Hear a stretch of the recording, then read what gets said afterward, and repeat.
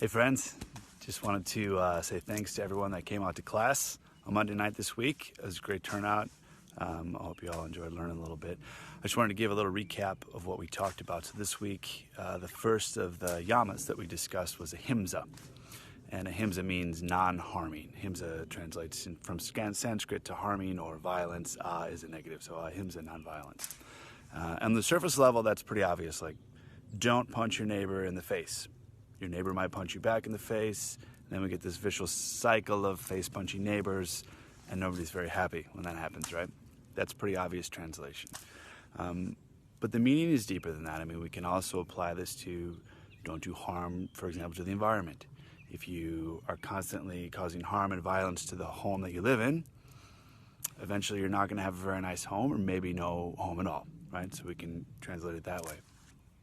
We can also translate it as not doing harm to the self, right? And I don't just mean physical harm, but more often we inflict more mental harm on ourselves than we do physically.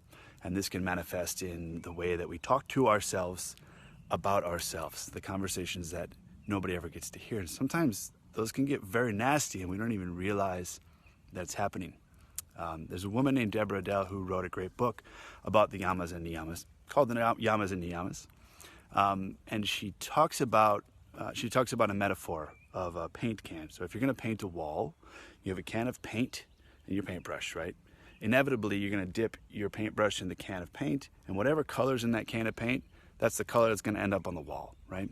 And what she's getting at with that metaphor is oftentimes the way that we talk about to ourselves and the standards that we hold ourselves to, those leak out into how we treat the world around us, right? The standards we hold others to within our lives, the way that we talk to other people within our lives.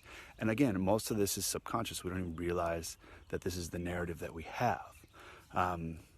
So I think the first step in really embodying Ahimsa is to start to turn that lens inward and just to start to take notice of how you're talking to yourself, how you're treating yourself. You know, are you very critical of yourself and then get very down on yourself and have very negative self-talk when you don't reach the high expectations that you set for yourselves? If so, maybe that's not serving you or the people around you. And maybe it is. But the first thing we have to do is to analyze it, and then we can decide for ourselves if it's something that is going to help us grow or is actually holding us back. Now, what this can look like on the yoga mat, if you're somebody like me, I've come from a martial arts background, right? A lot of martial arts training. And oftentimes, we got very powerful mental focus developed, but the goal a lot of times was just to push through pain, right? And while that maybe served me in the martial arts training, it doesn't serve me on the mat, right? And I'm the kind of person that, I want to try the most difficult variation of every pose that's out there just to see if I can do it. And that in and of itself is not a bad thing, to challenge ourselves and to push ourselves. But if my body that day is telling me, I got an injury I got to watch out for, or if I'm tired or haven't eaten enough, I can actually end up hurting myself, and that will set me back further on my path. Alternatively, if you're the type of person that, has some limiting self-talk, I'm not good enough, my balance isn't good enough, I don't have the strength to do that, right? That's holding you back as well, and that's also a form of self-harm.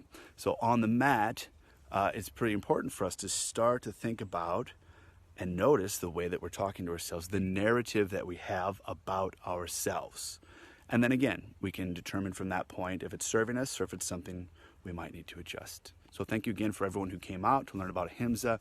Next week, we're going to talk about Sattva, the second of the Yamas. Hope to see you there.